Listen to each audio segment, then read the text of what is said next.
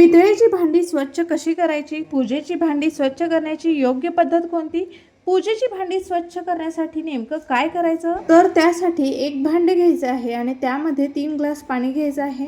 या पाण्यामध्ये 2 चमचे आपण कपडे धुण्यासाठी वापरणारी कोणतीही वॉशिंग पावडर घालणार आहोत। वॉशिंग पावडर 2 चमचे घेतले आहे, 2 चमचे मीठ घेतले आहे, 1 चमचा बेकिंग पावडर इथे मी ॲड केलेली आहे। आता ह्या मिश्रणामध्ये 1 लिंबूचा रस घालायचा आहे।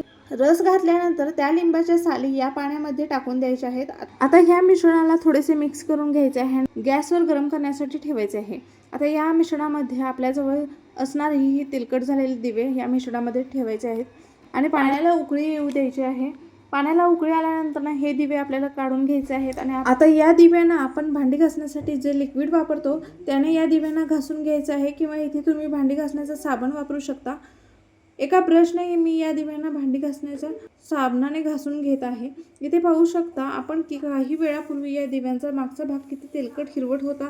आता घासल्यानंतर हे डाग पूर्णपणे नाहीसे झाले आहेत।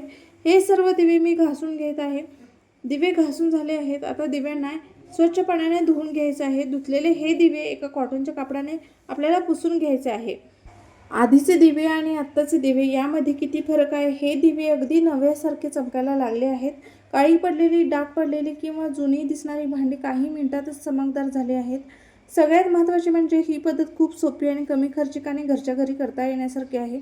तर तुमच्याकडे ही अशी खूप काळी झालेली पितळेची भांडी असतील तर कमी कष्टामध्ये असे नक्की साफ करू शकता।